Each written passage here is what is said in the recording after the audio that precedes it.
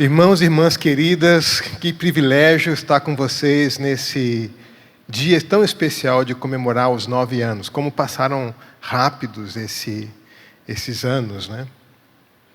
Lá o seminário tem sido muito abençoado pela presença de alunos oriundos dessa igreja. Oriundos é uma palavra velha, eu vou falar. Voltar ao português normal, porque está muito chique esse negócio. Mas, enfim, a gente acompanha vocês relativamente de perto e sempre com muita alegria. É um privilégio poder orar por vocês, acompanhar, indicar pessoas para que venham aqui. Essa semana mesmo, uma pessoa me procurou pedindo ajuda e disse: Zé, eu estou pensando em ir na Casa da Rocha, o que você acha? Eu falei: vá, é de Deus, pode ir, né? Então, 2 pessoas que estão frequentando aqui, eu falei: fique lá, né? Nem sei se estão aqui, se estão aqui depois me diz, mas... Então, é uma alegria poder indicar uma comunidade de discípulos de Jesus que querem acolher, querem seguir o Senhor Jesus com toda pureza de coração, com toda boa vontade do coração, confiados na graça de Jesus. Eu fiquei bem impactado quando o Silveira cantou essa música, porque hoje de manhã, quando eu fui treinar, eu tinha que correr 22 quilômetros hoje naquele sol. E eu não uso fone de ouvido para treinar, porque eu preciso ficar atento, correndo na rua, se vem alguma bicicleta, uma motocicleta.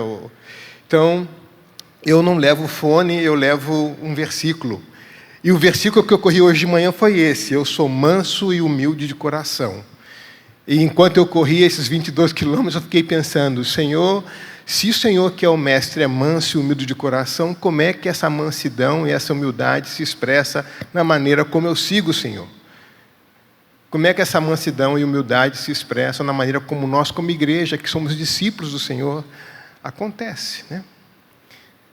Como é que a comunidade percebe essa mansidão e essa humildade de coração? E a gente viu isso aqui. Nas fotos e nos relatos que o Zé foi contando das fotos, essa interação de vocês com a comunidade, esses sinais da presença do reino de Deus no meio da aclimação, né? Tem uma socióloga, uma antropóloga no Rio de Janeiro, Cecília Maris, ela não é convertida, não é cristã, mas ela estuda religião e estuda o campo evangélico. E ela escreveu um trabalho que muito importante, um texto, onde nesse texto ela diz o seguinte: que normalmente as pessoas acham que a história só muda quando ela acontece nos espaços públicos. Ela quer dizer o seguinte: quando há uma passeata, uma manifestação, que a história acontece ali, que ali as mudanças ocorrem. E ela diz assim, então: não, mas eu tenho observado nos meus estudos que no espaço privado acontecem transformações mais profundas e ainda mais intensas. E ela cita como exemplo disso a igreja. Ela diz: a igreja é um espaço privado e pessoal onde pessoas passam por transformações profundas. Eu fiquei feliz quando ouvi isso de uma pessoa não cristã, percebendo o poder de transformação que ocorre num espaço privado. Ou seja, a história não muda somente no espaço público. A história também muda. Afinal de contas, as pessoas chegam mortas aqui e saem vivas, não é isso? Que poder é esse da ressurreição que transforma a vida de pessoas, transforma a vida de famílias, transforma destinos de vida, eternamente essas vidas? Então, uma das coisas que vocês não podem esquecer como igreja é desse poder da ressurreição que atua no meio de vocês e que produz transformações mais radicais, mais profundas do que aquela que os meios e as mídias promulgam ou divulgam externamente. A história não muda somente no espaço público, muda também aqui. E a grande riqueza da igreja é levar esse poder de transformação que ocorre nesse espaço por causa da graça, da presença de Jesus, do Espírito Santo no nosso meio, de dentro para fora. para que as pessoas possam ver as nossas boas obras e dar glória a Deus, reconhecendo que pessoas mudaram. Pessoas que digam assim, eu conheci essa pessoa, mas ele está muito diferente do que eu conheci. E por quê? Porque nesse espaço da comunidade do povo de Deus, em contato com o Espírito de Deus, com a palavra de Deus, com o povo de Deus, essas mudanças vão acontecendo, e aí as pessoas vão ficando diferentes. Ficam até mais bonitas. Deixam o paletó e ficam mais jovens, não é? Não pude evitar esse exemplo. Ficou muito evidente, é ou não é? Mas é assim mesmo, é assim mesmo. Eu não estou pregando, não, estou só fazendo uma introdução breve, já vou para o texto. Mas eu fiquei só pensando no que estava acontecendo aqui nesses 9 anos. O quanto de transformação Deus, por sua graça, produziu nesse espaço da comunidade de vocês, nos diversos lugares por onde vocês passaram e têm passado. Pessoas que tiveram as suas vidas tocadas de tal forma que a vida mudou completamente. Histórias mudaram. A história desse país muda cada vez que vocês abrem a porta do coração de vocês e acolhem e recebem pessoas. Então, nesses 9 anos, muita transformação aconteceu aqui. Muito mais do que aquelas que vocês podem dar conta. Lá na igreja onde eu sou pastor, é uma igreja japonesa. Pelos meus olhos vocês podem perceber, né? Mas tinha uma ubaçã, uma vovó, que estava muito chateada, porque já tinha próximo de 100 anos, ela chegou na igreja chateada. Oh, sensei, estou muito chateada, ubaçã, chateada. Porque é que meus filhos, meus netos, meus bisnetos não me deixam fazer mais nada em casa. E eu posso lavar a louça, eu posso cozinhar, eu posso não sei o quê. Não, Baçan, tranquilo, eles estão querendo cuidar de você. Aí um dia ela chegou na igreja e disse assim, sensei, Baçan está feliz. É, feliz. Por quê, Baçan? Ela disse, é o seguinte, né? O Baçan, ela sabe ler japonês, né? Sabe ler português, né? Então, pegar jornal japonês, lê, ora. Lê, ora, lê, ora. Pega jornal português, lê, ora, lê, ora, lê, ora. Ela transformou os jornais em diários de oração. Na eternidade, a gente vai saber o impacto disso. Não é? O ministério secreto de uma senhora idosa que se recolhe para ler jornal e acabar de ler a matéria, ora. Acabar de ler a matéria, ora. Eu não sei o que essa história vai causar em vocês. Eu sei o que causou em mim. Mudou a minha forma de ler os jornais. Eu nunca tinha pensado nos jornais como diário de oração. Tem algumas notícias que eu leio que eu tenho que orar. Senhor, nos livra disso, não é? Ora eu oro a favor, ora eu oro contra, mas estou sempre orando, é ou não é? Lembra do violinista no telhado? Que pergunta para o Rabino, Rabino, como é que a gente ora pelo Kizar? Ele diz, ore assim, para que Deus o mantenha longe de nós. É uma oração boa, é ou não é? Então, mas pode orar assim, mas transformar. Então, não se iluda com os pequenos gestos, com as pequenas coisas. Essas pequenas coisas na mão do nosso Deus são mais que suficiente para que Deus faça a sua obra. Então, desde a acolhida na porta até a exposição da palavra é ministério. A maneira como se recebe lá, a maneira como se ministra e se recebe aqui é da mesma coisa. A vantagem é que se vocês foram fiel a Deus em pouco problema até esse ano, Deus vai colocar vocês sobre muito problema. Não é isso que diz a Bíblia? Se você é fiel no pouco, sobre muito te colocarei. Recebe aí porque é bênção, tá bom, gente? Então, se vocês tiveram problemas até agora, vão ter muito mais. Mas a graça de Deus foi suficiente ontem, é suficiente hoje, vai ser suficiente amanhã. Então, já está dito. Os próximos 9 anos vai ser com mais problemas. E isso é bênção de Deus. Fiel no pouco, toma-lhe muito. Vocês achavam que o texto era outra coisa, né? Você já viu alguém diminuir problema no reino de Deus? Né? À medida que o evangelho do reino vai entrando nas trevas, o que ele vai encontrando? Mais trevas, mais trevas, mais trevas. Mas a transformação também é cada vez maior, é ou não é? Então, problemas dessa natureza é bênção de Deus para a igreja. Então, não reclama mais. Pastor, pode mandar a bala agora, porque o povo está pronto para receber problema. É bênção, viu, Jorge? Manda problema para o povo, tá bom? Bom, agora eu vou para o texto. Lá está dizendo que eu tenho 1 hora e 2 minutos, é isso? Não.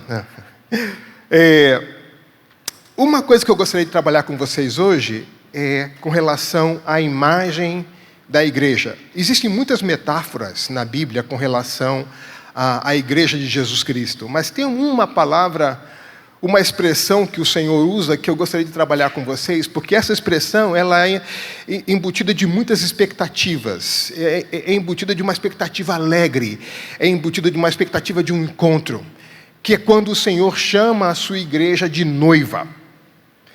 Eu queria trabalhar com vocês esse conceito da igreja como a noiva de Cristo.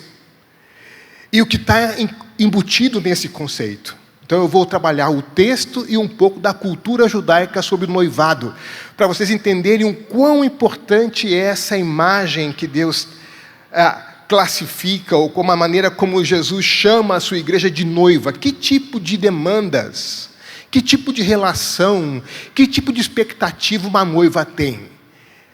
Então, como igreja de Jesus, nós somos a sua noiva. E eu gostaria que vocês olhassem sempre para a Casa da Rocha, sempre para a comunidade de vocês, como sendo a noiva de Cristo. E isso tem implicações fabulosas. Isso mexe com o nosso coração. Quando eu fui ficar noivo da minha esposa, o meu pai, daquela que seria a minha esposa, né? O meu pai e a minha mãe nunca me disseram o que significava pedir a mão em noivado. Então, eu achava que eu tinha que pedir a mão 2 vezes. Que tinha que pedir a mão para ficar noivo, e depois de um tempo, se eu fosse aprovado, pedir a mão para casar. Então, eu cheguei na casa da Solange, no aniversário dela, e ela tem 7 irmãos, temos 30 sobrinhos, um negócio, uma família enorme. Então, estava todo mundo lá, toda a sobrinhada, todos os irmãos, todo mundo, meu pai, minha mãe, minha irmã, família pequenininha, naquela família enorme. Eu parado em frente ao meu sogro e eu tinha que pedir a mão da Solange. Então eu comecei, pois é, meu sogro, nós gostaríamos que o senhor nos permitisse ficar noivos e tal. E eu percebia que ninguém se manifestava, né? Ninguém falava nada. E me olhavam com cara de espanto. Eu falei, está faltando alguma coisa aqui. Porque eu achava que eu pedia a mão 2 vezes. E aí eu fui tentando discernir o que estava acontecendo. Eu disse, não, porque nós temos planos de casar. Aí o pessoal, sim! Eu olhei para o meu pai e falei, por que você não me avisou que tinha que falar a palavra casamento? Eu achava que pedia a mão 2 vezes, né? Então, eu sou da época que pedia a mão para ficar noivo. A geração mais nova não sabe o que é isso. Vai no Google, o que significa pedir a mão, vocês vão encontrar lá. Mas é esse esforço, né? Mas já tinha que evidenciar a intenção de casar. E é muito interessante, quando a gente estuda um pouco da cultura judaica, a função do noivado na cultura judaica, em comparação com as expressões que, tanto no Antigo Testamento como no Novo Testamento, trata o povo de Deus, especialmente o Novo Testamento da igreja, como a noiva de Cristo. Vamos ler o texto, então? Apocalipse 19, os primeiros 10 versículos.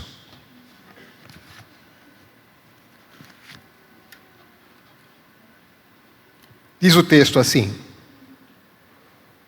depois disso, ouvi nos céus algo semelhante à voz de uma grande multidão que exclamava, aleluia. Aleluia, dá todo um sermão aqui, tá bom, gente? A salvação e a glória e o poder pertencem ao nosso Deus, pois verdadeiros e justos são os seus juízos. Ele condenou a grande prostituta que corrompia a terra, e com sua prostituição ele cobrou dela o sangue dos seus servos.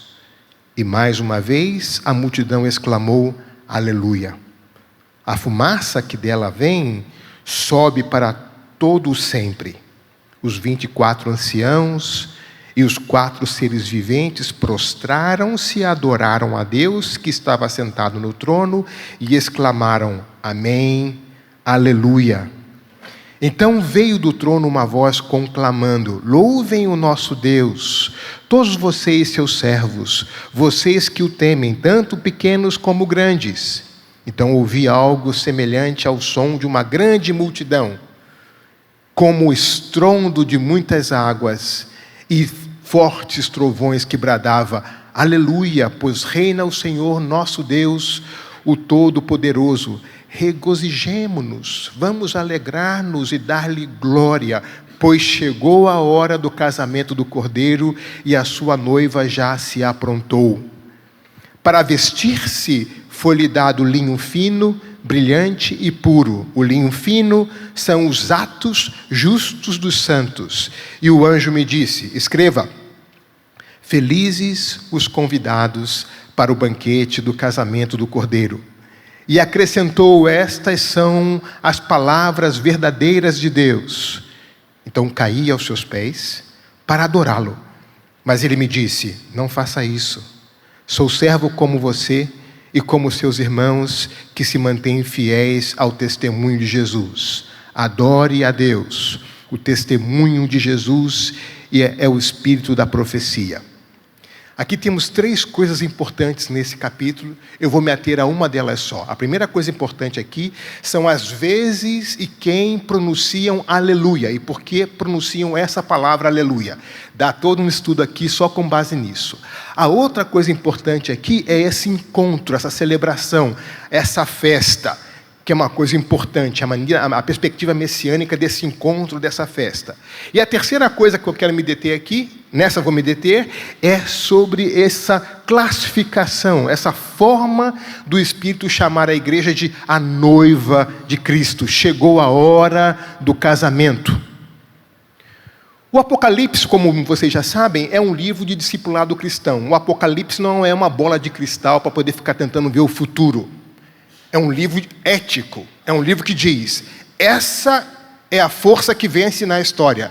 Esse é o Senhor da história. Uma vez que é esse o Senhor da história, então como nós vivemos em função dessa realidade? Então o Apocalipse é um livro de discipulado cristão. Nós estamos aqui ao longo desse livro diante de um conflito. O capítulo 18 se refere à Babilônia, a prostituta, a mãe de todas as prostitutas. E aqui no capítulo 19, depois da queda da Babilônia, você tem uma oposição. De um lado, a prostituta, a Babilônia. Do outro lado, a igreja de Jesus, a noiva. 2 realidades distintas que estão em conflito na história. 2 realidades, 2 comunidades distintas que apresentam adoração a deuses distintos e constroem na história coisas distintas, porque na história nós construímos o resultado da nossa adoração. A quem adoramos interfere na maneira como nós vivemos na história. O que nós agimos na história, a nossa liturgia, a nossa adoração, expressa a nossa lealdade. Então você tem esse conflito aqui no capítulo 18, a queda da Babilônia, e aí, na proclamação dessa queda, na proclamação da vitória, você tem então aqui a noiva de Cristo. E o texto diz: chegou a hora do casamento da noiva com o noivo. Essas imagens da noiva, do noivo relacionado à igreja, surgem desde o início do livro. Vocês lembram da primeira igreja de Éfeso? A acusação qual era? Vocês abandonaram o quê? O primeiro amor. Então, o Espírito que anda no meio da sua igreja, que tem uma percepção da realidade que só o Espírito pode ter, nenhum sociólogo, nenhum antropólogo, nenhum historiador, nenhum pastor, nenhum ser vivente tem a capacidade de olhar para a igreja da maneira como o Espírito vê. Só ele vê aquilo que ele vê.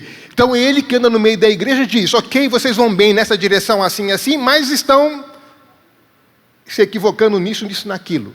Então chega numa igreja, uma igreja importante como de Éfeso, fundada por Paulo, Priscila e Áquila, teve João como pastor, Timóteo como pastor, João agora como pastor, e ele diz, olha, vocês abandonaram o primeiro amor, então vocês têm que voltar ao primeiro amor.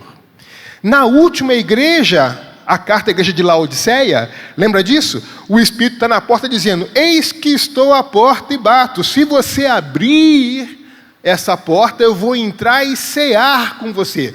A igreja mais indiferente ao Senhor, ao ponto de adorá-lo com ele do lado de fora. O Senhor promete um máximo de intimidade, de que se você abrir a porta, eu vou entrar e cear com você. O que na cultura oriental é uma coisa muito especial, sentar-se à mesa, ser acolhido, ser recebido. E aqui na igreja de Laodiceia nós temos um eco de Cantares de Salomão. Cantares de Salomão diz assim, eu dormia, mas o meu coração estava desperto, quando ouvi o meu amado bater à porta e chamar, abra a porta para mim, minha amiga, minha querida. Temos aqui um eco de Cantares de Salomão nessa carta direcionada à igreja de Laodiceia. Bom, entre a primeira e a sétima carta, no meio nós temos a igreja de Tiatira. E contra a igreja de Tiatira, a palavra do Senhor, a sua noiva, foi, tenho contra você isso, você tolera Jezabel, aquela mulher que se diz profetiza com seus ensinos, ela induz os meus servos à imoralidade sexual e a comerem alimentos sacrificados aos ídolos. Tiatira, então, tinha abandonado o primeiro amor e abriu a porta para o que não devia. Então, logo no início, nós temos aqui o perigo da igreja que é seduzida pelo seu entorno e acaba abandonando o seu primeiro amor e abrindo a porta para o que não deve. É uma forma especial que Deus usa ao longo da Escritura para descrever esse tipo de relação que Ele espera ter com a sua igreja. Olha o texto de Isaías 54, 4 e 6 diz assim, não tenha medo, você não sofrerá vergonha. Não tema o constrangimento, você não será humilhada, você esquecerá a vergonha da sua juventude e não se lembrará mais da humilhação da sua viuvez, pois o seu Criador é o seu marido, o Senhor dos Exércitos é o seu nome, o Santo de Israel é o seu Redentor, Ele é chamado Deus de toda a terra, o Senhor chamará você de volta como se fosse uma mulher abandonada e aflita de espírito, uma mulher que se casou nova apenas para ser rejeitada, diz o seu Deus. Desde o Antigo Testamento, Isaías 61, 10. É grande o meu prazer no Senhor, regozija-se a minha alma em meu Deus, pois Ele me vestiu com vestes de salvação, e sobre mim pôs o manto da justiça, qual noivo que adorna a cabeça como um sacerdote, qual noiva que se enfeita de joias.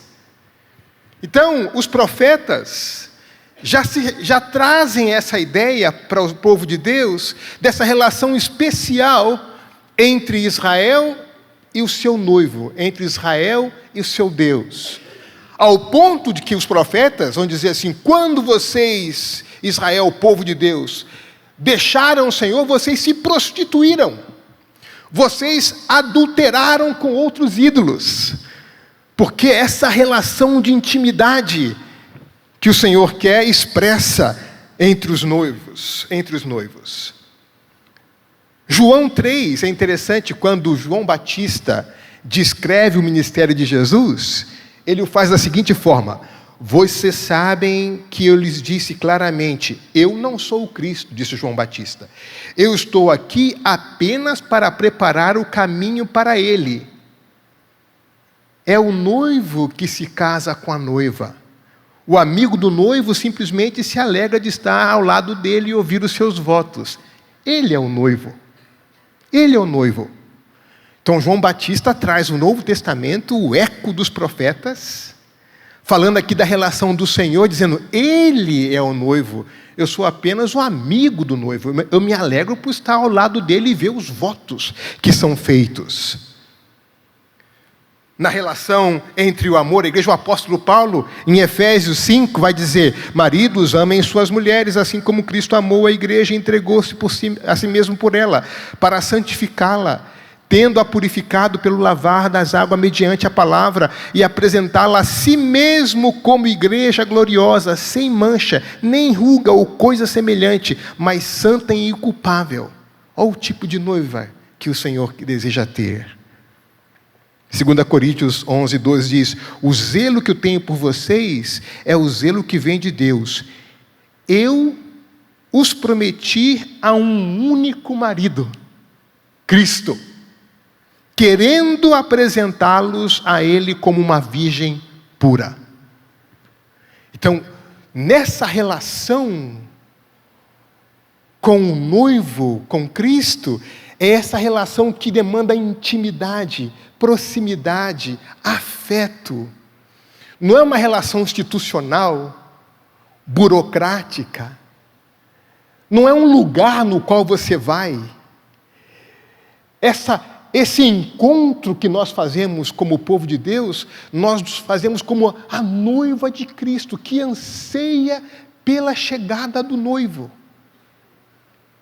Então, essa imagem de ser noiva de Cristo faz com que a gente examine um monte de expectativas no nosso coração. Com que expectativa nós nos encontramos?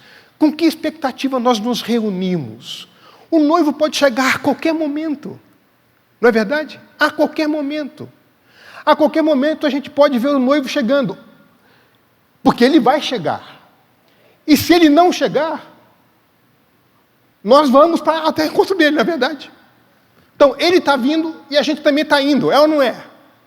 Então, com que expectativa nosso coração se mobiliza, se organiza, se prepara para encontrar esse noivo?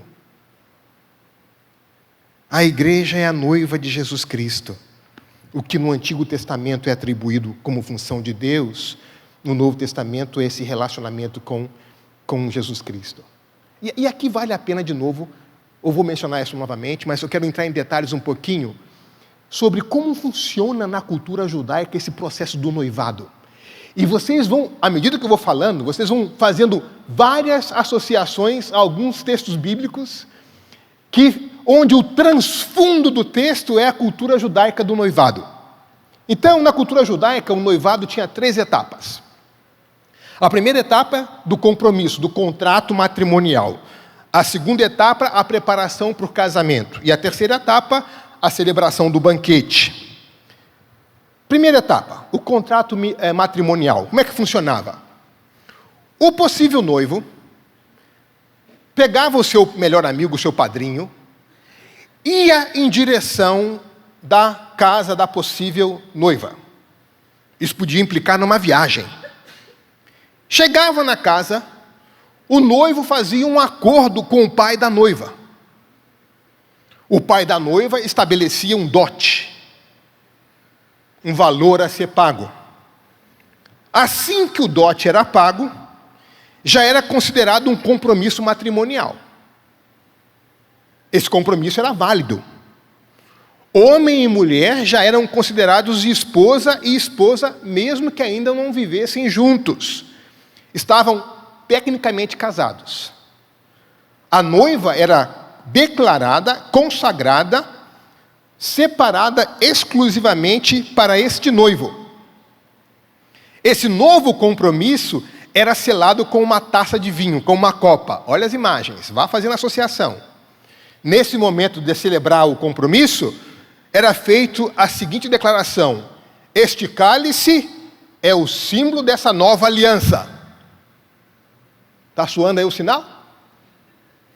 Após isso, o noivo regressava para a casa do seu pai para preparar um lugar para a noiva. Ele estaria separado mais ou menos uns 12 meses. Nesse momento, se o noivo morresse, a noiva era considerada viúva. Nesse momento, se a noiva traísse o noivo, ou o noivo traísse a noiva, era considerado adultério. Então, a gente pode colocar aqui na Casa da Rocha esse mesmo processo.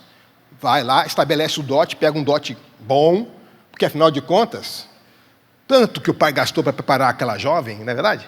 Então aproveita e tira o pé da miséria, faz um dote alto. Mas o dote entrega aqui na igreja, tá bom? Porque aí a Casa da Rocha vai guardar bem esse negócio, é ou não é?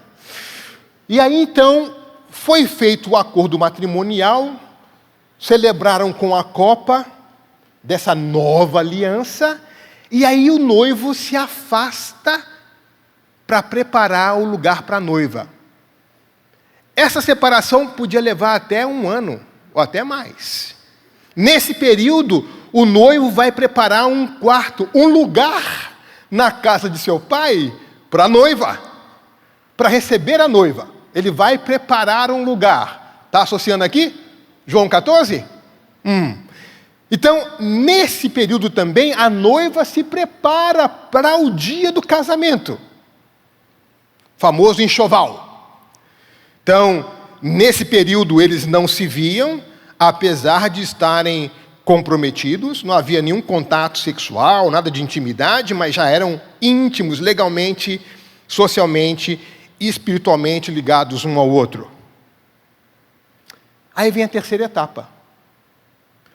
O noivo, então, quando havia preparado o lugar, voltava para ir à casa do pai da noiva buscar a noiva. Só que ele não avisa quando vai.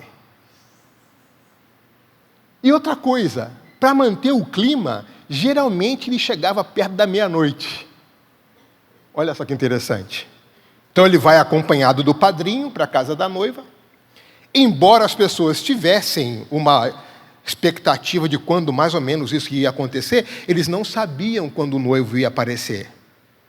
Então o noivo aparecia de surpresa, por volta da meia-noite, e aí então era anunciado que o noivo havia chegado. E o anúncio era feito assim: saiam para encontrá-lo.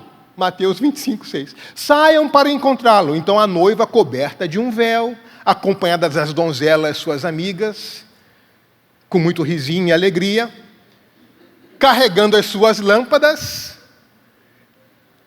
Pode ser luz de celular também, funciona. E vai se aproximando do noivo. E aí a festa começa. E essa festa pode demorar de 7 a 14 dias. Daí aquela crise em João 2, quando acaba o vinho. Acabou lá o sangue de Boá e o cara ficou desesperado lá. É ou não é? Porque se tinha uma coisa que o noivo não podia falhar, é de prover vinho para a festa. Então, se ele não prover vinho para a festa, a sua reputação vai para o brejo. Ele vai ouvir da sogra o tempo inteiro a seguinte frase: nem capaz de arrumar vinho esse cara foi, ainda vai casar com a minha filha. Você vai ter a sogra contra você e o sogro a vida inteira, então não pode faltar vinho nessa festa. Perceberam o movimento? O noivo vai ao encontro da noiva. O noivo paga o dote por essa noiva. O noivo celebra essa nova aliança com a copa. O noivo avisa a noiva: eu vou me afastar de você por um período, porque eu preciso voltar à casa do meu pai para preparar um lugar para você ficar comigo para sempre.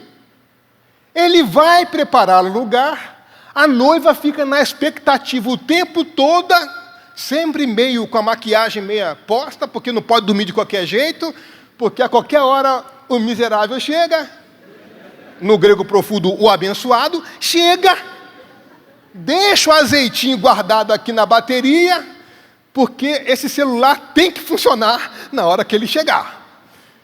E aí, para manter o suspense, esse noivo chega por volta da meia-noite, só de sacarrolhagem, no grego profundo, suspense. E aí ele encontra com a noiva e celebra essa celebração, essa ideia do banquete associada a esse encontro do noivo com a noiva. A Páscoa de Jesus revela algo dessa cultura, o cálice como sinal da nova aliança. João 14, Jesus avisa que vai deixá-los. Disse: crê em Deus, crê também em mim.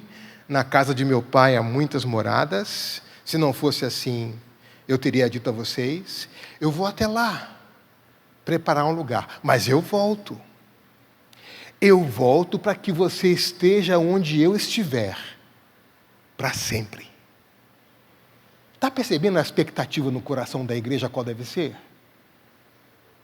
Desse encontro com esse noivo apaixonado, que pagou um dote altíssimo para nos fazer sua noiva, e que vem ao nosso encontro para nos levar para que nós estejamos com Ele, onde Ele está, para sempre. Ver-se como igreja de Cristo, como a noiva de Cristo, altera as nossas emoções, altera as nossas expectativas. A gente nunca dorme do mesmo jeito. A gente deita assim: Senhor, será que é hoje? Será que é hoje que eu vou ouvir, ou o Senhor ouvindo, ou eu indo? Não, não é? O encontro vai ter.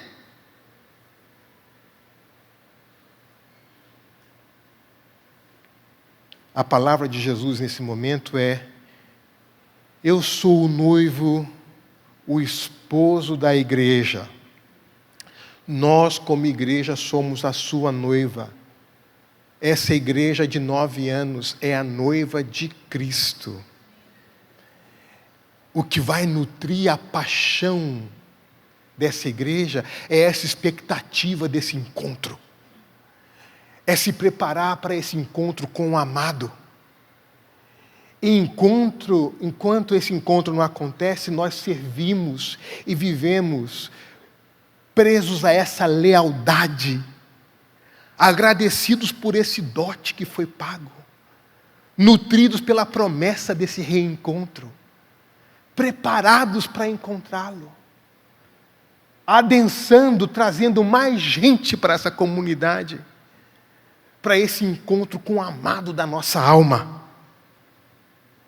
Ele está preparando um lugar para cada um de nós na casa de seu Pai.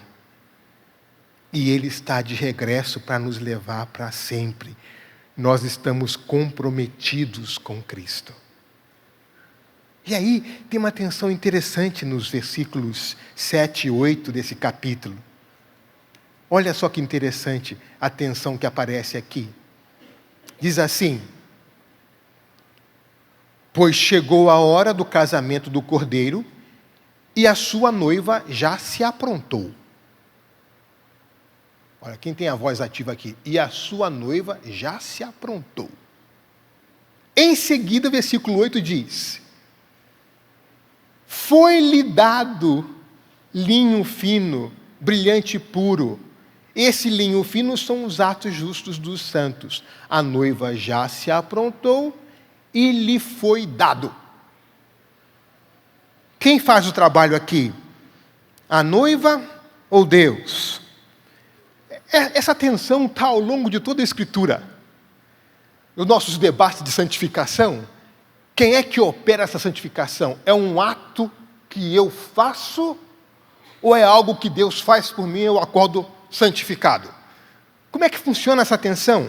Olha o que Filipenses diz: assim, meus amados, como sempre vocês obedeceram, não apenas em minha presença, porém muito mais agora na minha ausência, ponham em ação a salvação de vocês com temor e tremor. Pois é Deus quem efetua em vocês tanto querer quanto realizar, de acordo com a boa vontade dEle. Ponham em ação. Em seguida ele diz: é Deus que efetua. Então a resposta do Novo Testamento é que os dois estão em ação aqui. A noiva e Deus. O Senhor nos chama até Ele, e esse relacionamento com Ele começa a nos livrar de tudo aquilo que nos mantém preso à Babilônia.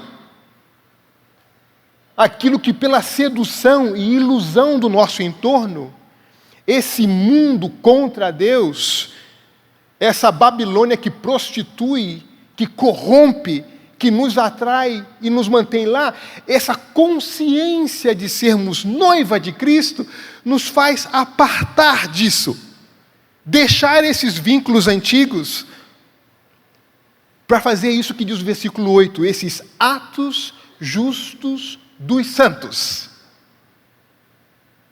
Na história, atos justos dos santos.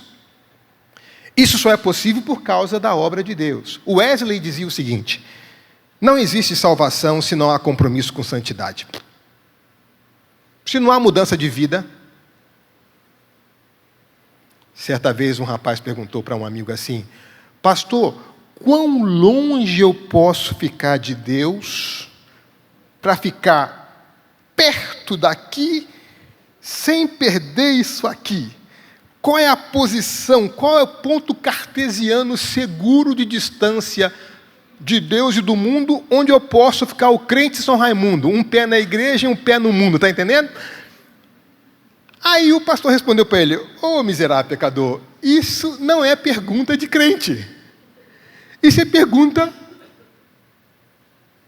mundana. A noiva de Cristo não quer ficar longe do noivo. A noiva quer ficar perto do noivo. Esse negócio de ficar numa posição equidistante, no limiar entre Babilônia e Nova Jerusalém, não é uma postura de alguém que nasceu de novo, de alguém que já é noiva de Cristo. Porque a noiva anseia por estar perto desse noivo. A noiva anseia por viver constantemente com esse noivo. Fomos salvos da condenação do pecado, o que nós chamamos da justificação. Estamos sendo salvos do poder do pecado, o que nós chamamos de santificação. E seremos salvos da presença do pecado, o que nós chamamos de glorificação.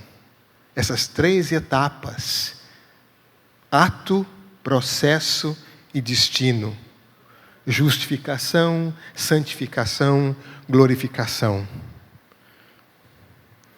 O Senhor nos coloca prontos, nos torna capazes para fazer o que Ele deseja. Concluindo, não?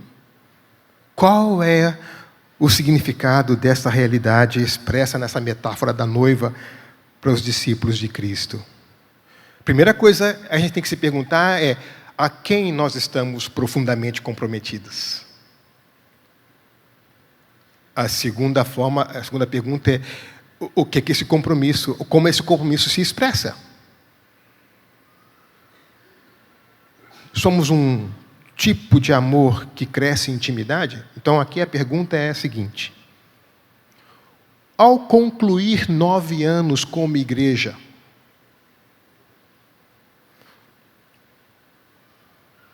a intimidade com o Senhor cresceu, aprofundou ou se estagnou e se estabilizou? O passar dos anos revela que tipo de vínculo. O Henry Nouwen que fazia isso nos seus livros, dizendo assim: quando eu faço aniversário, a primeira pergunta que eu faço para mim mesmo, ele dizia, tendo ficado mais velho, eu fiquei mais íntimo de Deus ou não? Então, quais são os sinais que revelam o crescimento da intimidade desta noiva com o noivo? Para que não sejam somente anos que passem, mas que haja uma transformação no coração dessa igreja que expressa essa maior intimidade que os anos permitem ter, a expectativa desse encontro com o noivo. Esse compromisso do Cordeiro nos deixa seguros, porque fomos comprados por seu sangue, somos sua propriedade exclusiva. Ele não nos abandona. Ele selou esse compromisso com o seu sangue. Agora, esse compromisso demanda uma lealdade exclusiva, singularidade. Foi Cristo que subiu na cruz por nós, não outro ser, não outra pessoa. Na cultura japonesa, um dos sinais muito evidentes da conversão de uma pessoa é quando a pessoa deixa ou quer abandonar o Butsudan, que é aquele altar que fica na família. É um momento crítico, porque isso significa abrir mão da lealdade aos antepassados. E aí sofrem com isso. E a gente precisa explicar para eles que o amor a Cristo não é romper com os antepassados. Pelo contrário, é se vincular ao antepassado dos antepassados, dos antepassados, dos antepassados. Mas é um momento crítico quando na família alguém diz: eu não mais tenho minha lealdade ao Butsudã, agora minha lealdade é exclusiva a Cristo. Isso é algo externamente comunica para a gente. Dentro da cultura é uma crise familiar. Como é que nós expressamos essa lealdade singular ao noivo? Estando vivendo num ambiente como a Babilônia, que é especialista em seduzir, como é que nós mantemos nossa lealdade exclusiva ao noivo? Esse compromisso com o noivo revela que pecado é algo ainda mais sério. Pecado não é simplesmente uma falha. Pecado é adultério. Pecado é eu me tornar adúltero quando eu comprometo a minha lealdade ao noivo para afiançar minha lealdade a outra coisa, a outro alguém.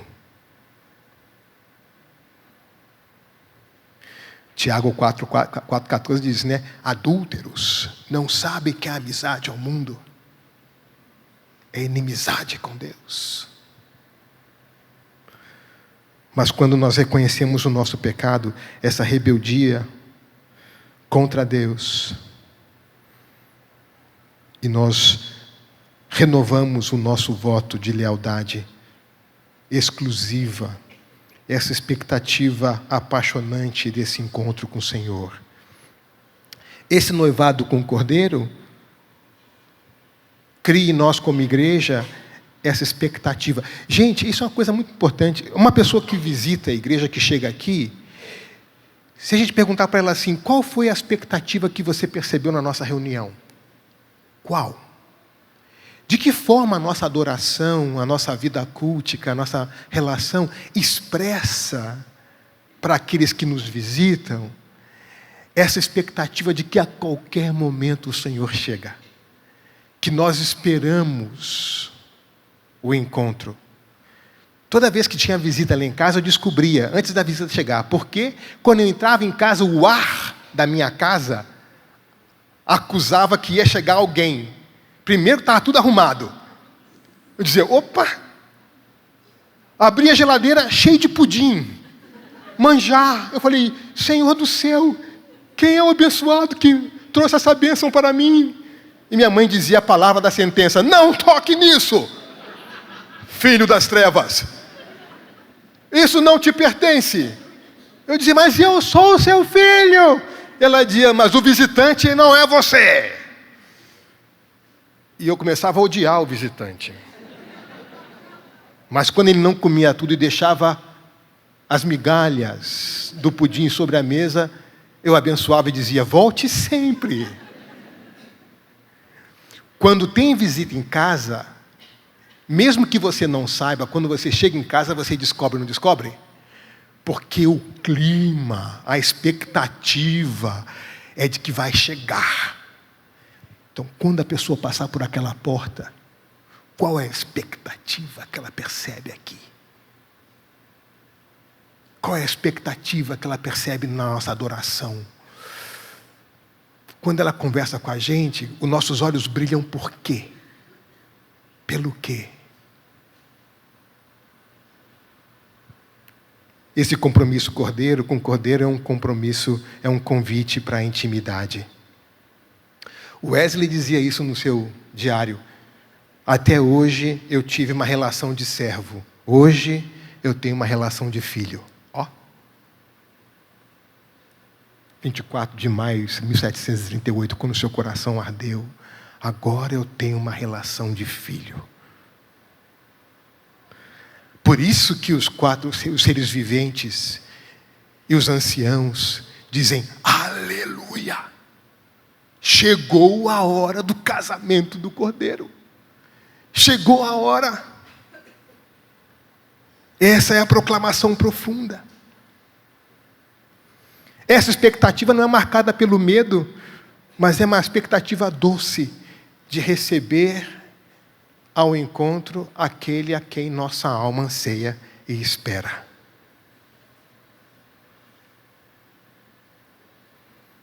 Nesses 9 anos,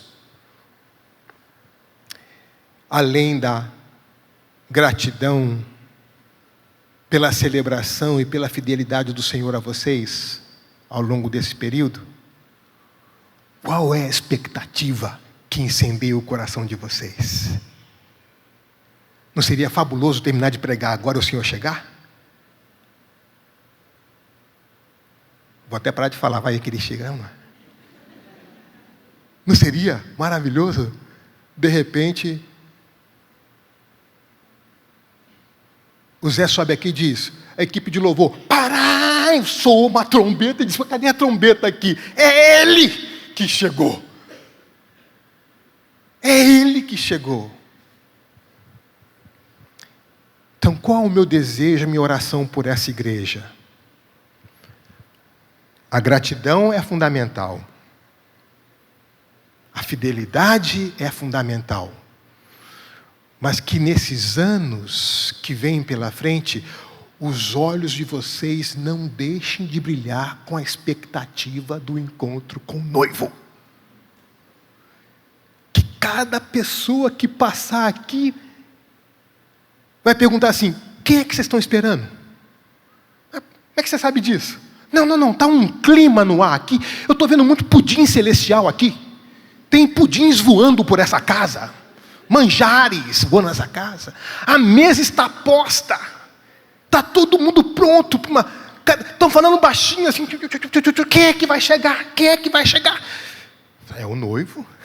A qualquer momento ele chega. Que noivo é esse? Ah, vou te explicar, já que você perguntou.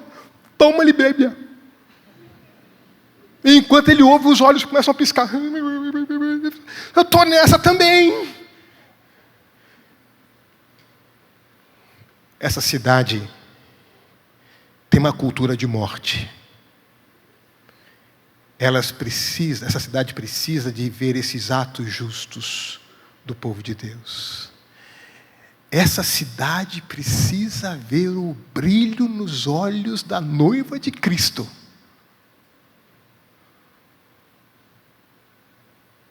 Essa cidade carece de esperança. Essa cidade carece de um encontro. E esse é o único lugar na terra. Esse é o único povo da terra que tem a certeza desse encontro. E que vive esperando isso. Que Deus mantenha o coração e os olhos de vocês brilhando, esperando até que Ele venha. Deus abençoe vocês. Amém.